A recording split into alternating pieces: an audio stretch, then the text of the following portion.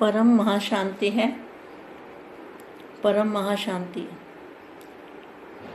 कुछ समय के लिए बेहद के दादाजी से कनेक्शन जोड़ते हैं और दादाजी से पावर लेते हैं। आत्मा स्वरूप में स्थित होके दादाजी से पावर लेंगे। दादाजी से हमारी आत्मा के अंदर चुंबकीय शक्ति आएगी, पावर आएगी, एनर्जी आएगी। उस एनर्जी को हमें अपनी आत्मा में बढ़ाना है और उसको जमा करना है। परम शांति।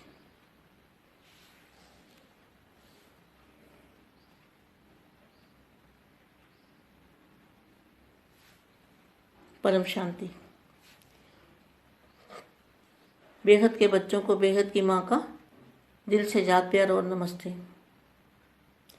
सारे ज्ञान का सार क्या है? ये वाणी पढ़ रही हूँ मैंने आपको कहा था उस दिन भी, वाणियों के अंदर अखुट खजाने हैं। अखुट खजाने वाणियों के अंदर भरे हुए हैं। यथार्थ ज्ञान वाणियों में भरा हुआ है।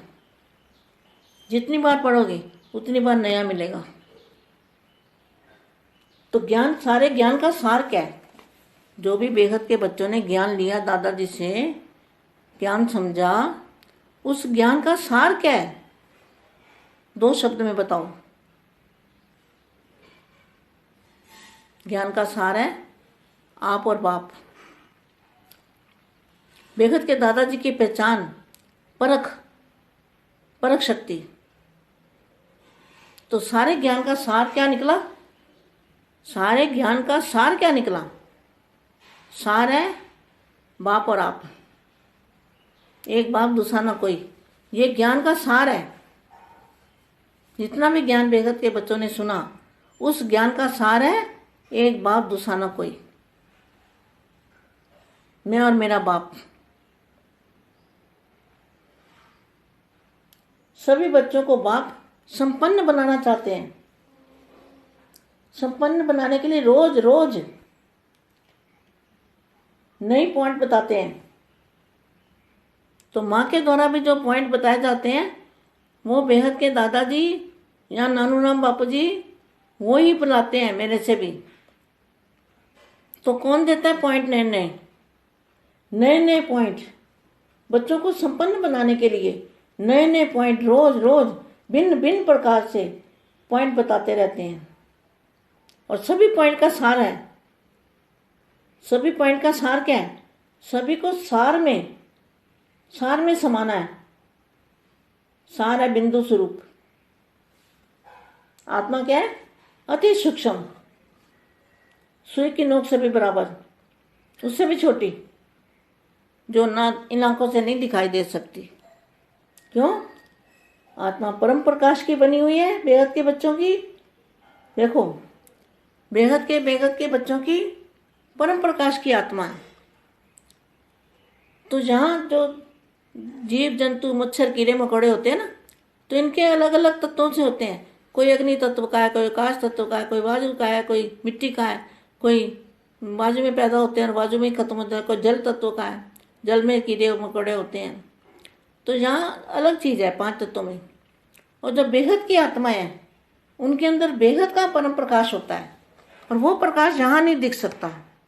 अनुभव हो सकता है लेकिन दिख नहीं सकता। तो सभी पॉइंट का सार है, सभी को सार में समा बिंदु बन जाना है। यह अभ्यास निरंतर चलता रहे। कोई भी कर्म करते हुए यह स्मृति रहती है कि मैं ज्योति बिंदु इन कर्म इंद्रियों द्वारा हर कर्म कराने वाला हूँ। यह पहला पाठ स्वरूप में लाया है क्वेश्चन मार्क। आदि भी यही है और अंत भी यही है। क्या? जब आदि में आत्मा निकली थी तो क्या था? बिंदु स्वरूप थी ना, निराकारी अवस्था थी ना। अंत में भी यही स्वरूप है। तो वाणी में क्या बोला है? कोई भी कर्म करते हुए यह स्मृति रहती है कि मैं ज्योति बिंदु इन कर्म इंद्रियों द्वारा यह कर्म कराने वाला हूँ। यह पहला पाठ स्वरूप में लाया है। आदि भी यही पाठ है और अंत में भी यही स्वरूप में स्थित हो जाना है। तो सेकंड का ज्ञान है। सेकंड का ज्ञान सेकंड के ज्ञान स्वरूप बने हो। विस्तार को समाने के लिए 1 सेकंड का अभ्यास,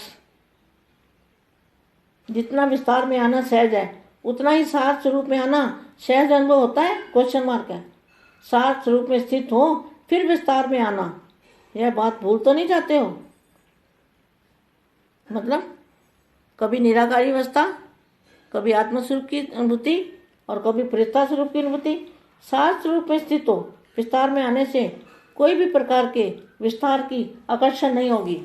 देखो, कोई भी प्रकार की आकर्षण नहीं होगी इन तत्वों की दुनिया में।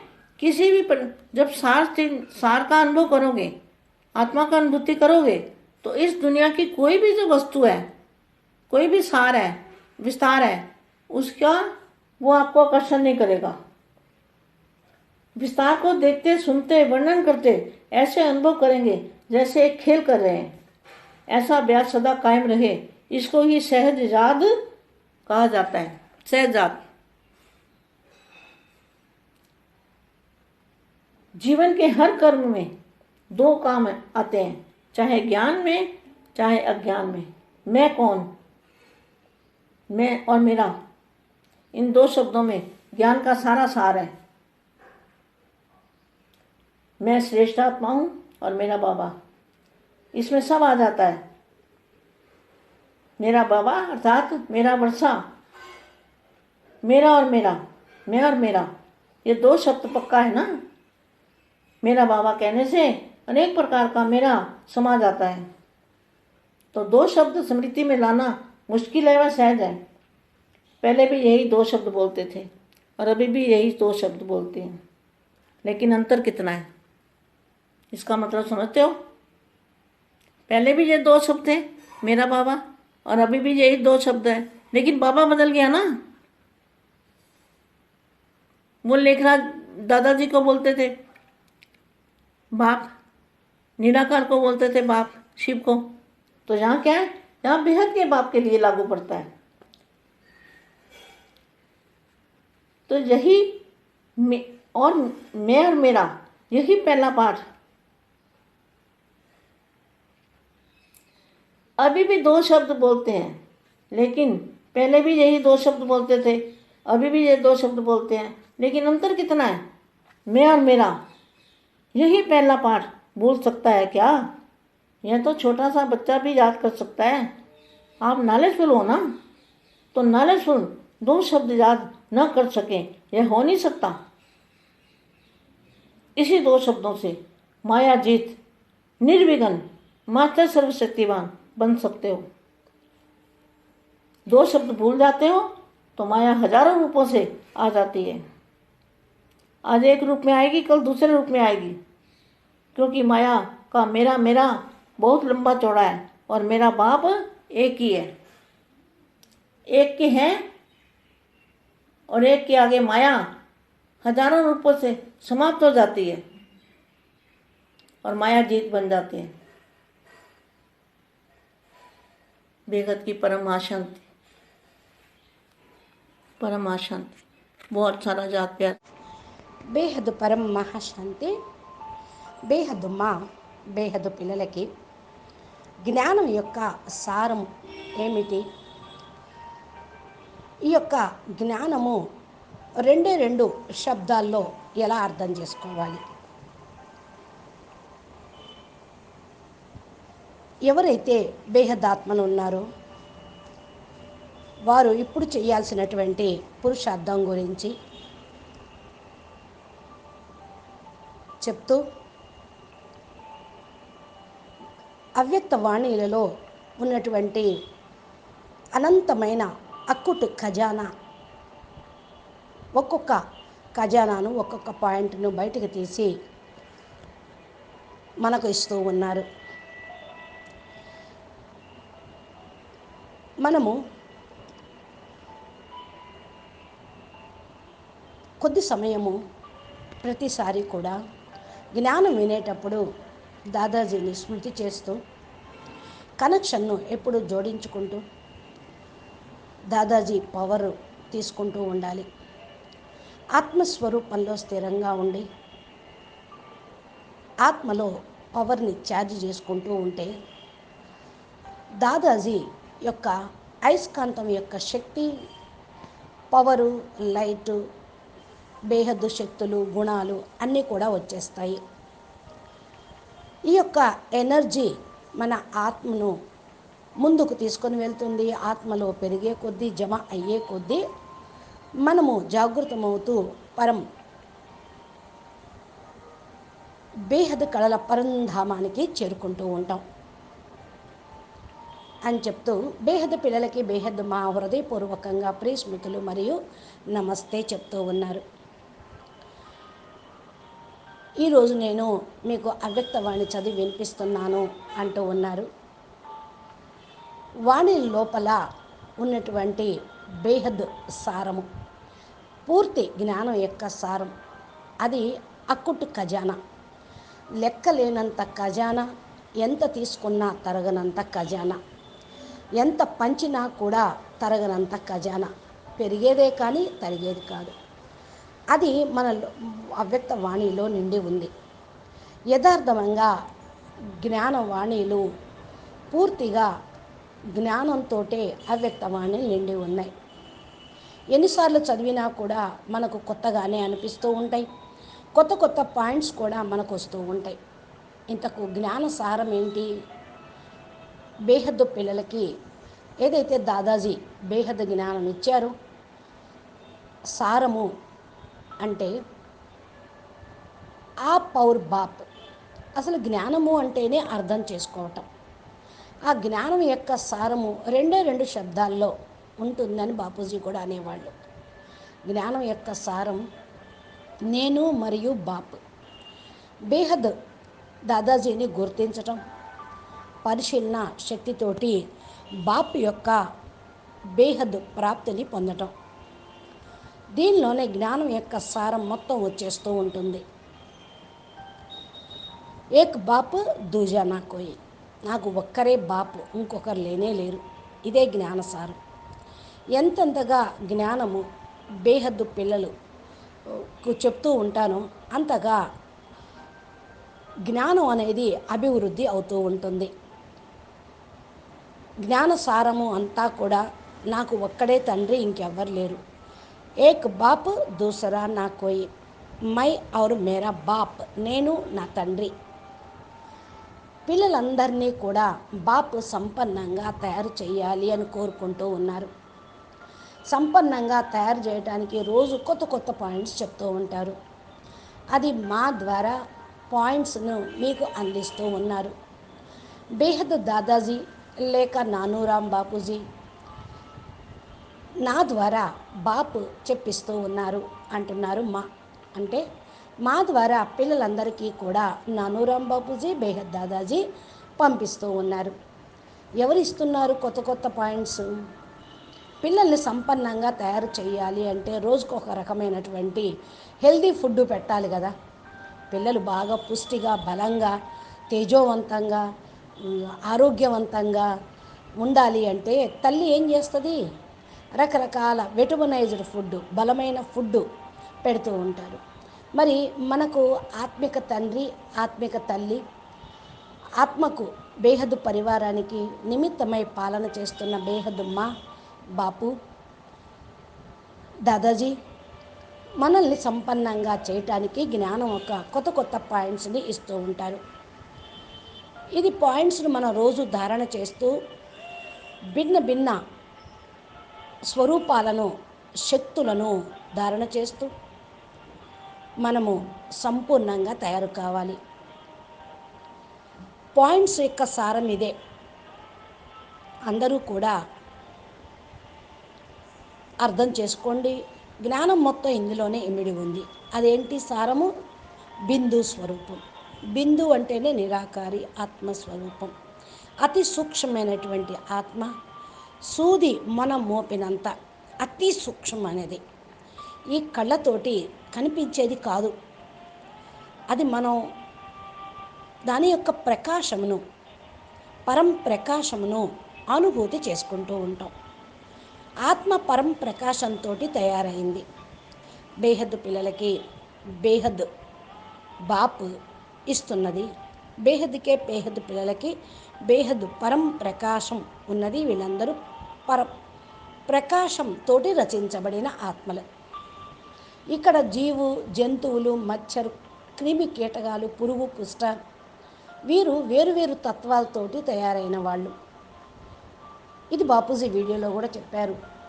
కొంతమంది అగ్నితత్వంతో పుట్టే జీవులు ఉన్నాయి, కొన్ని ఆకాశతత్వంతో పుట్టే జీవులు ఉన్నాయి, కొన్ని వాయుతత్వంతో పుట్టే జీవులు ఉన్నాయి, కొన్ని మట్టితోటి తయారైనవి, కొన్ని వాయువుతోటి పుట్టినవి, వాయువుతోటి కూడా గాల్లో పుట్టి గాల్లోనే ఖతమవుతాయి, నీళ్ళల్లో పుడతాయి మళ్ళా చచ్చిపోతూ ఉంటాయి, కొన్ని జలతత్వంతో ఉంటూ ఉంటాయి.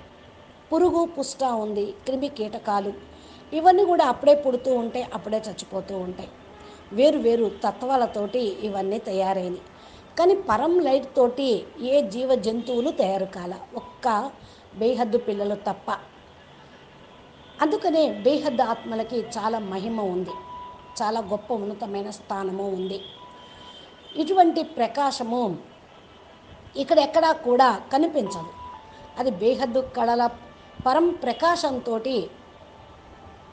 తయారైంది. అదే అనుభవం చేసుకోండి. ఇది మీరు అనుభూతి పొందండి. ఇక్కడే అన్ని పాయింట్స్ యొక్క సారం వచ్చేస్తూ ఉంటుంది. సారము అంటే బిందువులో ఇమిడిపోవటం, ఆత్మస్వరూపంలో పరం ప్రకాశంలో నిరంతరం ఉంటూ నడుస్తూ ఉండటం, ఏ కర్మ చేస్తూ ఉన్నప్పటికీ కూడా అదే స్మృతిలో ఉండటం. నేను జ్యోతిర్బిందు అంటూ ఈ కర్మేంద్రియాల ద్వారా కర్మ చేస్తూ ఉండాలి. ఫస్ట్ పాఠము స్వరూపంలోకి రావటం. ఆది ఏదైతే ఉందో అది మీకు మీ యొక్క స్వరూపంగా అయిపోతుంది. ఎప్పుడైతే ఆదిలో ఆత్మ వస్తూ ఉంటుందో బిందు స్వరూపంలో నిరాకారి స్థితిలో అదే అంతిమ స్వరూపం కూడా ఉంటూ ఉంటుంది. వాణిల్లో ఏం చెప్పారు? ఏ కర్మ చేస్తూ ఉన్నప్పటికీ కూడా స్మృతిలో ఉండండి. నేను జ్యోతిర్బిందు ఆత్మని, కర్మేంద్రియాల ద్వారా కర్మ చేస్తూ ఉన్నాను, ఆ ఆత్మ కర్మేంద్రియాల ద్వారా చేయిస్తూ ఉంది. ఇదే ఫస్ట్ పాఠం. ఇదే మళ్ళా లాస్ట్ పాఠము. ఆదిలోనూ ఇదే పాత్ర, అంతిమంలోనూ ఇదే పాత్ర. ఈ స్వరూపంలో స్థిరంగా అయిపోవాలి. ఒక్క సెకండు జ్ఞానమే ఇదంతా. సెకండులో జ్ఞాన స్వరూపంగా కావాలి. విస్తారాన్ని ఇముడ్చుకోవటం కోసం ఒక్క సెకండ్లో అభ్యాసం చెయ్యాలి. ఎంత మన లోపల విస్తారం రావాలి అంటే అది మళ్ళీ విస్తారం నుండి సార రూపంలోకి, సార స్వరూపంలోకి రావాలి. సహజమైనటువంటి అనుభవం కావాలి. విస్తారంలోకి, సార స్వరూపంలోకి రావటం, వెళ్ళటం ఇది అలవాటైపోవాలి. పొరపాటును కూడా ఇది తప్పు కాకూడదు. నిరాకారి స్థితి, ఇప్పుడు నిరాకారి స్థితి, ఇప్పుడిప్పుడే ఆత్మస్వరూపం యొక్క అనుభూతి, ఇప్పుడిప్పుడే ఫరిస్తా స్వరూపం యొక్క అనుభూతి, సార సంకల్పం యొక్క స్థితి. విస్తారం రావటంతో ఎటువంటి ఆకర్షణ అనేది కూడా ఉండదు. సార రూపంలోకి వెళ్తే ఆకర్షణ అన్నిటికీ అతీతంగా ఉంటూ ఉంటాం. ఈ తత్వాల ప్రపంచంలో ఎప్పుడైతే మరి సారము అనుభవం అవుతూ ఉంటుందో ఆత్మ యొక్క అనుభూతి కూడా తప్పకుండా అవుతూ ఉంటుంది.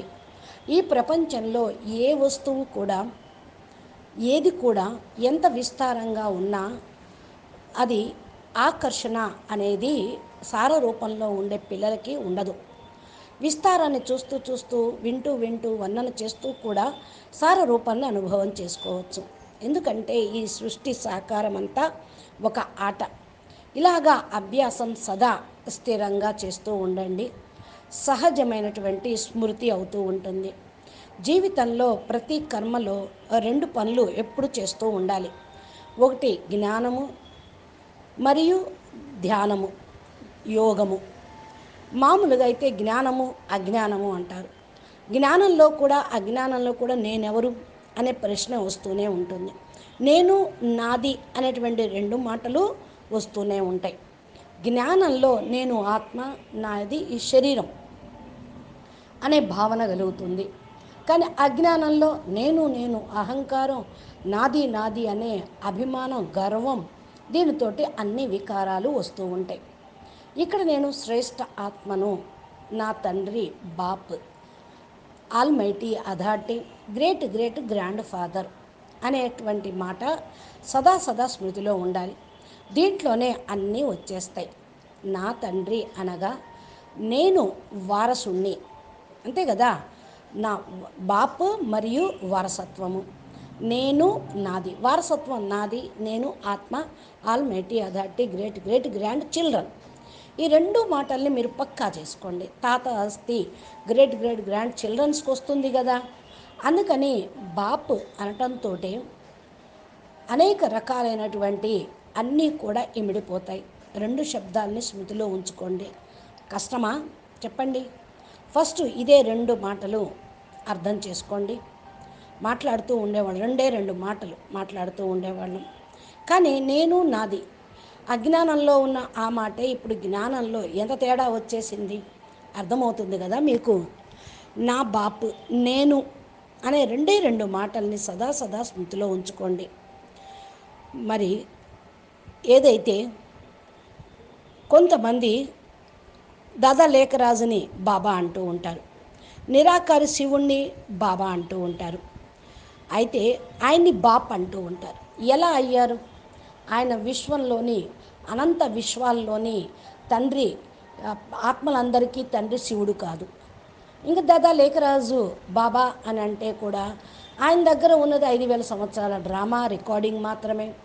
అక్కడి నుండి వచ్చినటువంటి ఆత్మలు ఆయన రచన కూడా కాదు. బ్రాహ్మణులకు జ్ఞానం ఇచ్చాడు, నిమిత్తమైన రథం ఆయన నోటి నుండి గాడ్ రేజర్స్ యొక్క వాణిలో నడిపించారు. ఆయన కూడా బాప్ అనేది కాదు. ఇది ఇక్కడ తెలుసుకోవాల్సిన ఫస్ట్ పాఠము. నేను బేహద్దు పరం ఆత్మను, నాది బేహద్దు బేహద్దు వారసత్వము, almighty authority, great great grandfather ద్వారా లభించేది. ఈ రెండు మాటల్ని మీరు సదా స్మృతిలో ఉంచుకోండి. రెండే రెండు శబ్దాలు, రెండిటితోటే అనంతమైనటువంటి ప్రాప్తి. మర్చిపోవద్దు ఈ పాఠాన్ని. ఫస్ట్ పాఠాన్ని మర్చిపోతే లాస్ట్ పాఠాన్ని మర్చిపోతారు. చిన్నపిల్లలు చూడండి ఎంత నాలెడ్జ్ఫుల్గా ఉంటారు. రెండు మాటలు జ్ఞాపకం ఉంచుకోవాలంటే సదా వర్లు వేస్తూ ఉంటారు, కంఠస్థం చేస్తూ ఉంటారు. ఈ యొక్క రెండు మాటలు మీరు కూడా అలా స్మృతిలో ఉంచుకుంటే మాయాజీత్తుగా, నిర్విఘ్నంగా, మాస్టర్ సర్వశక్తివాన్గా అయిపోతారు. ఈ రెండు మాటలు మర్చిపోయారో మాయ వేల రూపాలు మీ ఎదురుగా వచ్చి నిలబడుతుంది. ఈరోజు వరకు ఒకే రూపంలో ఉన్నది రేపు ఇంకో రూపంలో వస్తుంది. కానీ మాయ యొక్క మేరా, నాది నాది అనేది మాయే తీసుకొస్తూ ఉంటుంది. దీని యొక్క లిస్టు చాలా పొడవుగా ఉంటూ ఉంటుంది. అది ఎప్పటికీ కథం కాదు. కానీ నేను బాపు వాణ్ణి, మేరా బాప్ ఏకీ హై, నాకు తండ్రి ఒక్కడే అనుకుంటే ఈ ఒక్కటిలోనే అన్నీ ఇమిడిపోతాయి. ఇక ఈ ఒక్కడి ముందు మాయ తన వేల రూపాలను సమాప్తం చేసుకొని ముడుచుకుంటుంది, తలకాయ ఉంచుతుంది. అప్పుడు మీరు మాయాజీత్తుగా అయిపోతారు. బేహద్కే పరం మహాశాంతి, పరం మహాశాంతి. బహుత్ చాలా చాలా యాద్ ప్యార్ బేహద్ పిల్లలకి అని మా చెప్తూ ఉన్నారు. పరం మహాశాంతి.